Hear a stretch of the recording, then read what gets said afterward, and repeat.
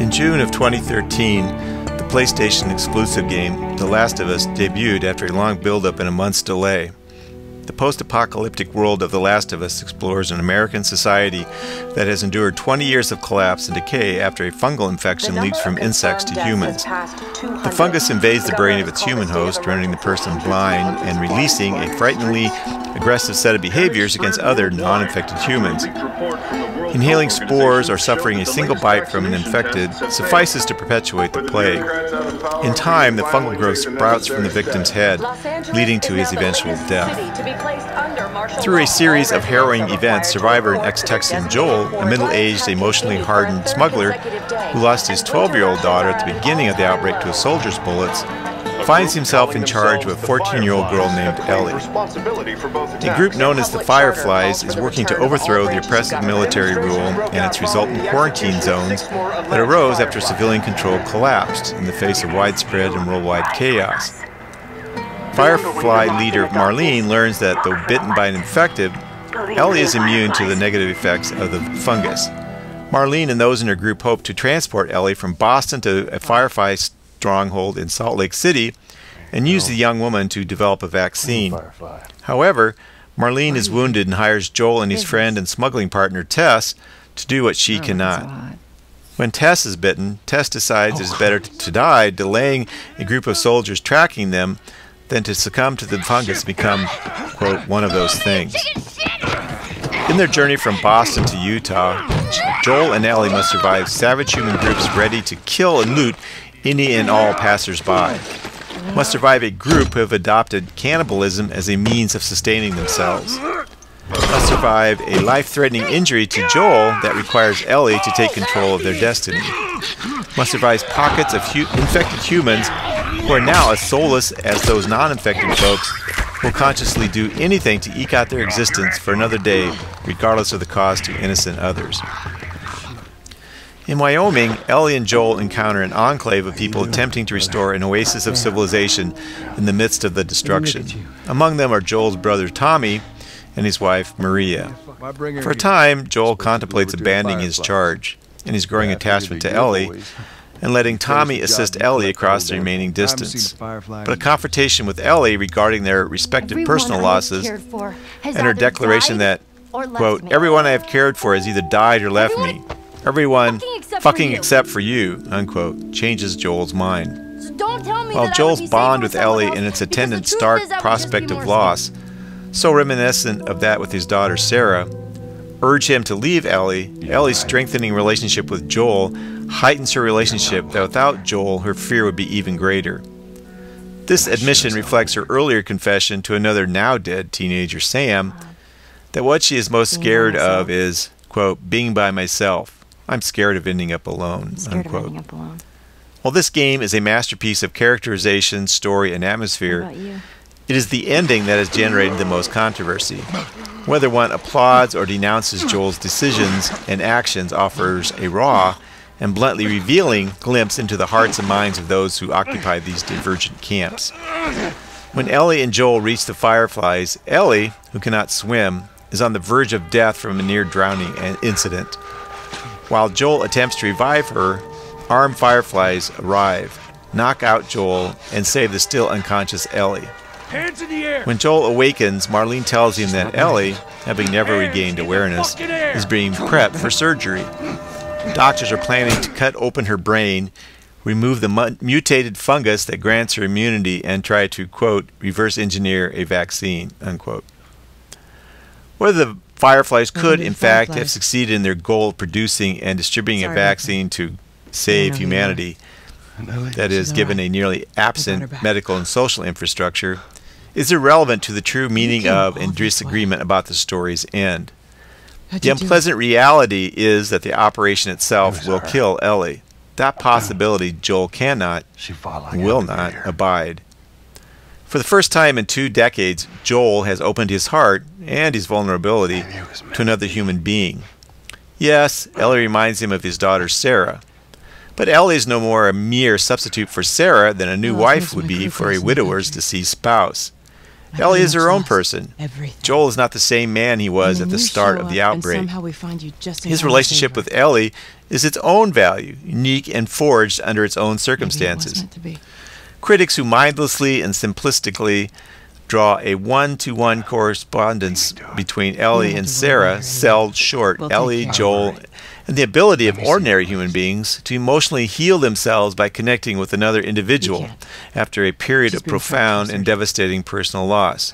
It is, after all, Joel's unspoken love for Ellie and his commitment to her life and her welfare that allow him the freedom, the option, to redeem himself, to redeem his crushed humanity, to deal with, rather than escape, his tragic past, to rekindle the bank fires of his long-suppressed love for and suppressed memories of Sarah. An exchange between Joel and Marlene lays out the opposing sides.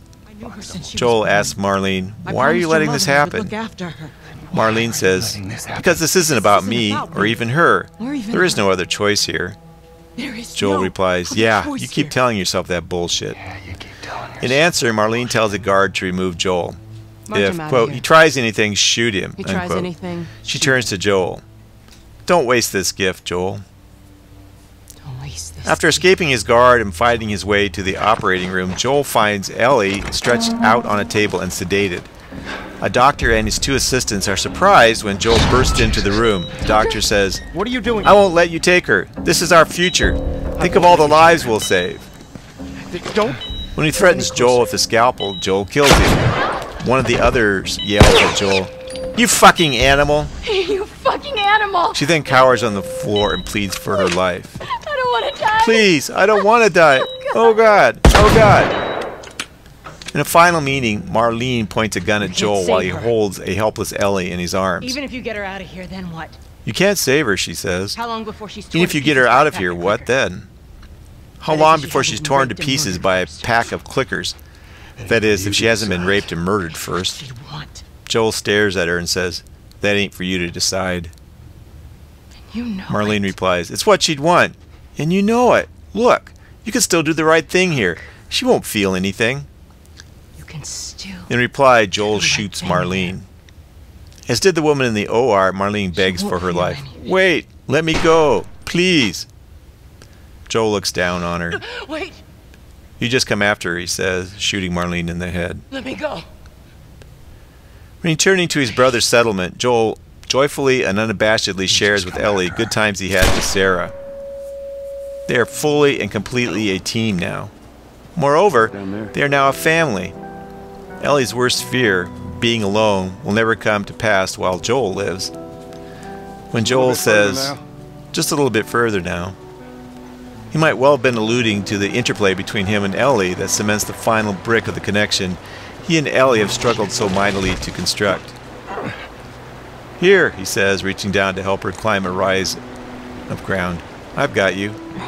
And of course he does, literally, and even more important, figuratively. Before they head into their new life together, Ellie relates the story of how she and her best friend Riley were bitten.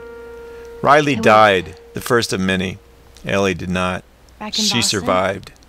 That reality, that guilt, is the last barrier keeping her from fully accepting her renewed life. My best friend. Joel knows what anyone who has teetered on the edge of death and emerged on the other side knows.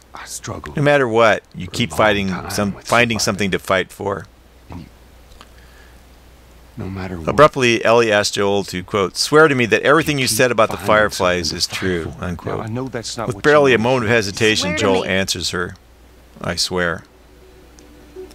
With a kind of intuitive insight she has repeatedly demonstrated throughout their journey, Ellie ponders this lie. She nods and says, acceptingly, "Okay." I swear. Too many critics and commentators have been annoyed, disappointed, or disgusted by the ending of The Last of Us. They self-righteously declare that Joel is the true villain of the story because he saved Ellie. He is a monster because he prevented the Fireflies from creating a vaccine to save humanity. That he is selfish and a horrible example of a human being who prevented Ellie from making the right choice. That is, to be killed by the Fireflies for a potential vaccine. I understand. These amazing hypocrites unabashedly state that they wanted Ellie to be murdered, to lose her life in the name of the greater good. Hey. This is a position that is astoundingly immoral and evil, Monday at work. a total abrogation of morality and true humanity. What are you still doing? This disdain for a real and concrete person and dismissal of that specific individual life in favor and adoration of the abstraction that is humanity is a perfect reflection of the most destructive ideas of the last 200 years. Collectivism, placing the group, any group, above the individual. Statism, placing the state, the country, the nation, the government above the individual. Altruism, placing the good of others, any others, above the good of the individual, in the strict sense, as used by the term's originator, Auguste Comte. These Joel haters are sick exemplars of the facile belief that the ends justify the means. A rationalization for destruction, a false utilitarianism and pragmatism that has done more to erode the good in the world than almost any other warped notion. When Joel asks Marlene how she can let Ellie die, he implicitly affirms the fact that people are beings with conceptual consciousness, with volition, that is, free will, the capacity to be self-determined in many of our decisions and actions, the capacity that enables us to be moral or immoral beings, rather than blindly react as mere pawns to external forces over which we have no control. He later reinforces that position when he informs Marlene, "That ain't for you to decide." Each of us possesses moral autonomy, that is, the capacity and the right to make our own moral decisions and to direct our own lives. We're safe.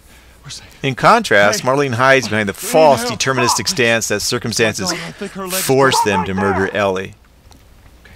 She abrogates her accountability, her personal responsibility, by glibly denying that the murder in any way involves her, Marlene, or even Ellie.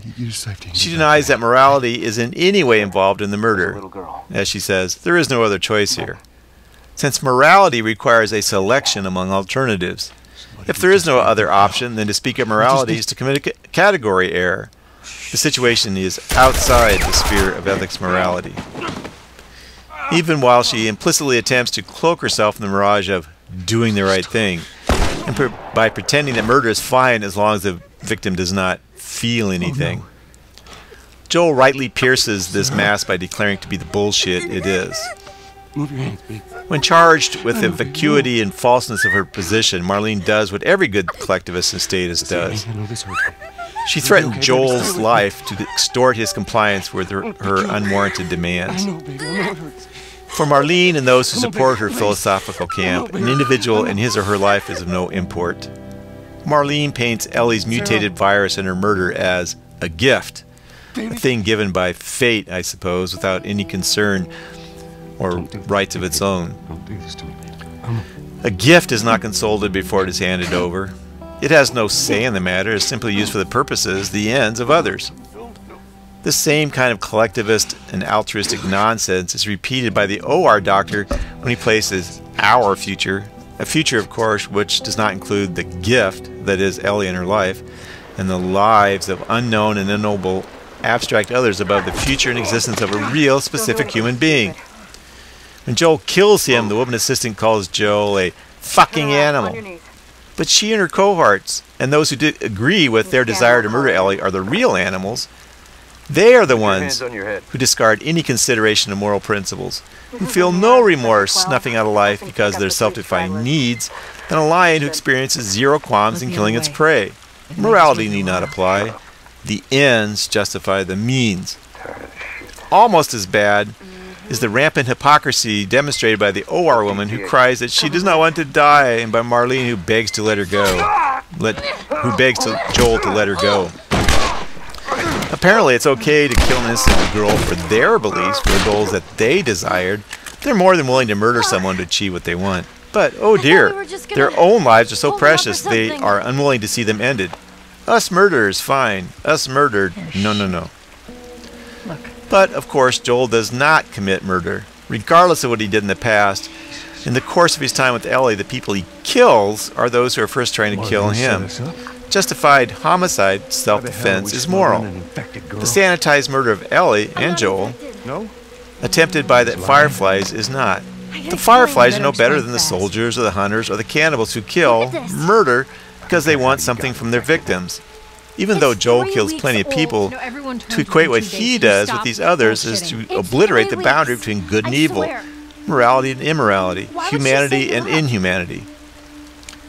The group does not have the right to decide for the individual. All the group possesses is the bestial force to take what it wants. But might does not make right. No matter how much the bullies attempt to rationalize their brutality, their immorality, the tyranny of the majority is no more palatable or justified than the tyranny of the king, or the emperor, or the Führer, or the dictator. An individual either owns himself, owns his life, controls his life, directs his life, possesses his life, or someone else does. But slavery, involuntary servitude, is profoundly wrong. Adults are sovereign over their own lives, but not the lives of any others. A group, or a city, or a state, or a nation, or humanity does not exist as an entity. Such terms are merely shortcuts for describing the complex relationships among individuals. Only individual people exist. Only individuals have rights, that is, the right to decide for themselves what they will or will not do. Groups have no rights, no consciousness. To place the group, whether 2 or 1,000,000 or 1,000,000,000, as superior to the individual is morally repugnant and reprehensible. The group has no right to decide that because it needs someone's life, or the property that makes life possible, then the group can kill that individual for the good of the group, or steal or rob that individual so they can use that person's property for its own ends. At least the hunters in Joel and Ellie's world make no pretense of murdering or robbing people for their own good. Contrast this to the Fireflies, or even the people in our own world who hide behind democracy and the social good, the dictatorship of 50% plus 1, in order to conceal the true nature of their heinous actions and attitudes. Ellie is not a piece of meat, not a gift, not the group's property, not a slave to be used as the collective sees fit. None of us is. To accept and promote and celebrate the posture of Marlene or the Fireflies is to endorse the same attitudes as the military and the hunters and the capitals. Indeed, it is identical in essence to the actions of the infected, whether runners, stalkers, clickers, or bloaters. To accept that coercive force yielded against unwilling and innocent others is a proper basis for interaction is to adopt the code of the wild, to sink to the level of non-moral animals, to accept that the initiation of force is the way we should deal with each other, to champion collectivism, to promote statism, to adhere to altruism is to follow in the footsteps of Genghis Khan, of Stalin and Hitler, of Mao and Pol Pot. Such ideas lead to Auschwitz, to genocide, to slavery. Our lives belong to us, not to any other person or group of people who can force a will upon us against our wishes. Some people have dared to claim that Joel violated Ellie's right to decide for herself if she wanted to die for the possibility of a cure.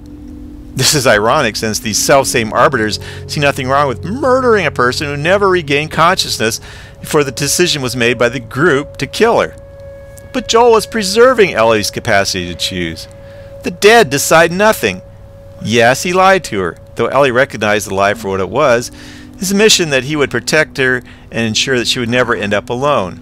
In any event, despite all that Ellie endured and survived, she is still a 14-year-old minor, not yet fully intellectually developed and mature enough to make such a life-ending decision. With his life as her guardian, her friend, her protector, her family, Joel is trying to ensure that Ellie will live long enough to reach the age of majority, the point in her life when she has the full right to decide all aspects of her existence.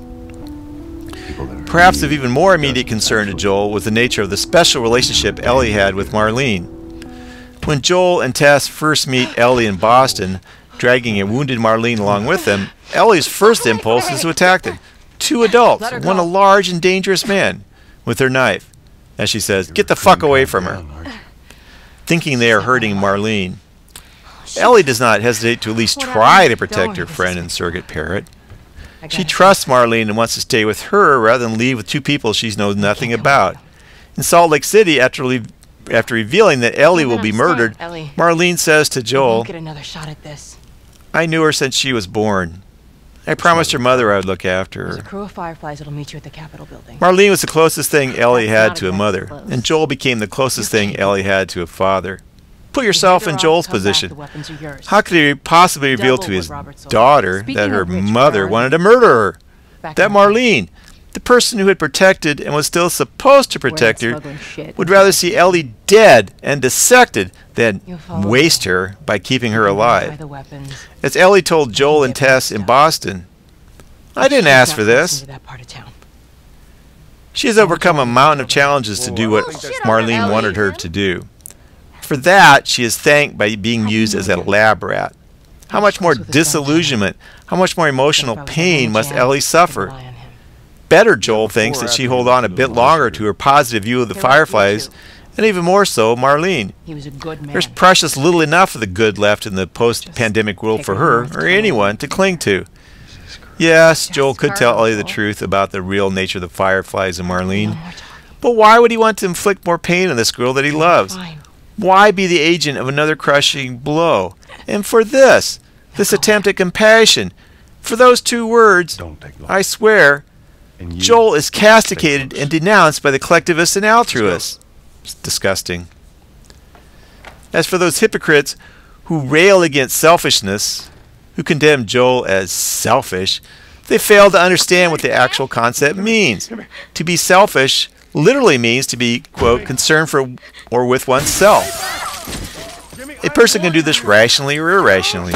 A parent's self gains value from his or her child's existence and love. A spouse's self achieves positive results from loving his or her partner. A friend is, as defined by Aristotle, another self, that is, someone in whom we recognize our own kind of values and ideas and personality. To be selfless is not only impossible, only the dead have no self, no life, no existence, but it is destructive and self-defeating to deny that one gains any pleasure, any satisfaction, any value from one's own life, one's own wants and desires and actions, one's own relationships with other people in the world. The Fireflies and their ilk are the irrationally selfish, the ones who deny the reality of rights or freedom or morality or truth Well, I have some for interesting the news sole for you. purpose Where were of you, obtaining Tess? by coercive force what they want West End from District. peaceful others who do not Hey, we care got to surrender themselves, their lives, their property, We had to those who have not earned them and do not deserve wanted to them, be to left those who alone. renounce persuasion because it does not give them what they desire. One guess the Joel made old precisely demon the right crowd that climbed decision up in with our saving bills. Ellie, Is that right? in preserving her individual life. You went off without a hit. Because in the end, an individual life is all that any of us have, is all that any of us has a right to. I was on my way back here, and Despite what many critics of the story's ending claim, Ellie rejected the hideous idea that, quote, the good of the many outweighs the good of the few or the one. Give me that. In Pittsburgh, she and Joel come across civilians murdered by the military for the end of limiting Cute. who is allowed You know my into the money's on the quarantine zones military. and to prevent them from becoming infected. all these people? When Joel explains that Can't let everyone in. you sacrifice the few to save the many, Killed them? Dead Ellie people don't correctly get infected. and understatedly observes Sacrifice that the few to save it's kind the of many. shitty. It's kind of To this, Joel replies, yeah. Yeah, to say the least. Yeah, it is shitty. In repudiation of those who attempt to portray Ellie as a sacrificial goat, delivering herself willingly into the hands of her butchers. Sometimes they ran out. Regardless of her statement there is, quote, no halfway with this, Ellie fully expects to live after Look, helping the Fireflies produce know their you mean vaccine. well, but She there's tells no Joel halfway that with this. once we're done, we'll Once go we're wherever you done. want, okay? We'll go wherever you want. Despite his desire, quote, to be Okay. done with this whole damn thing, unquote, We don't and his have to do realization this. that they have no obligation to live for others, You know Joel that, accedes to Ellie's wishes and reiterates the principle Okay. that will carry him through the end of their story Well, and I'll leave you ultimately without you. save Ellie's life. So let's go wrap this up. He says, well, I ain't leaving without you, so let's wrap this up. Joel knows that Ellie never signed up to be murdered, and he will not allow such a despicable end to occur on his watch. Joel is most certainly not a villain, and even more certainly not a monster. He made precisely the only moral choice when he saved Ellie. To agree to her murder would have been a criminal betrayal of all that he had become in their travels and travails across the country. In contrast, to laud such a sick possibility says a lot about the beliefs of those people who were eager to see Ellie murdered, Actually kind of pretty. but it says nothing positive. These characters and their story will stick with me for a long time. I am so grateful for the opportunity to experience a small part of their lives and to ponder the essence of what it means to be a human being. Bravo Joel, bravo Ellie, bravo Troy Baker, bravo Ashley Johnson, Bravo Bruce Straley, bravo Neil I haven't Druckmann, told you, but bravo Saturday Sonia night Naughty take Dog. like this. Kudos to all. I think As an addendum, a recent online article gives details regarding writer-director Neil Druckmann's views about the end of the game. If what he appears to be saying is truth, then I am very sad and disappointed. down there. I think Druckmann's interpretation of the ending is driven more by his own desire to make a particular social-political statement than it is by the logic of his own story and world. He says that Joel's love for Ellie is irrational. But there's nothing irrational about Joel's feelings for his companion. His love is firmly and rationally founded in what he and Ellie have endured together. Even more fundamentally, his love is rooted in the value that Ellie has as a person. Her strength of character, her openness, her insight, her humor. There's nothing irrational, illogical, in contradiction to reality in recognizing such values and loving the person who embodies them. If this is Druckmann's view, then he is selling Joel short, far too short. Indeed, Druckmann contradicts himself by pointing out that the risks Joel takes in accompanying Ellie are worth it. Joel would be irrational if he did all he does for a foul, disgusting person, devoid of value and unworthy of affection. Ellie is none of those things. As for damning the rest of humanity, if Druckmann is implying with this phrase that Joel should have let Marlene murder Ellie, then Druckmann is infected with the same collectivist, altruistic evil that distorted Marlene into the ends justifies the means mini tyrant that she became. As an aside, epidemiologically speaking, a small percentage of any population will have a natural immunity to any particular infection. It would be astoundingly rare for one and only one person to be immune. To maintain otherwise would be irrationally stacking the deck for a particular political agenda. Indeed, Druckmann admits to a, quote, secret agenda. That is, to, quote, create one of the coolest non-sexualized female video game protagonists. No matter what. He certainly succeeded in achieving that goal, but I'm afraid it has tainted his view of his own creation. Druckmann says, that's not what you want to hear right now. then we come to that ending and that lie and that okay, and what does that okay mean? It's definitely not a complacent, yeah, I'll go along with you. In fact, it's the opposite. It's Ellie waking up for the first time, waking up and realizing she can't rely on him anymore. While she loves him for what he's done for her, she hates him for robbing her of that choice. She knows that she has to leave him and make her own decisions and mistakes. Hates him for robbing her of that choice? What? To be murdered? The dead do not choose. Joel preserved Ellie's ability to choose.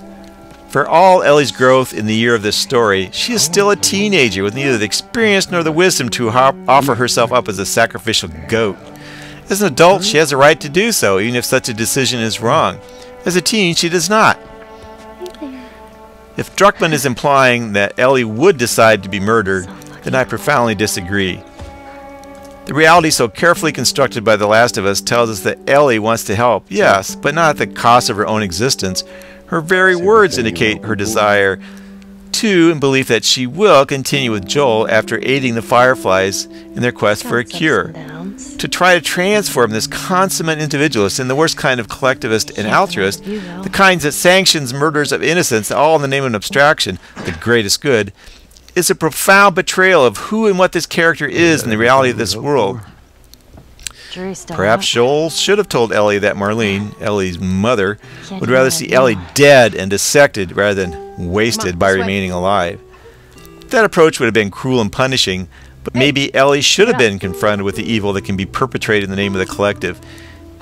Be forced to see what that immoral vision of humanity does to one's own humanity. We're almost done. Then, rather than condemn Joel for his lie, Ellie could have denounced Marlene. If Joel is at fault for anything with his lie, it is permitting Marlene to retain an aura of respectability and worth in Ellie's mind she certainly does not deserve. You know what?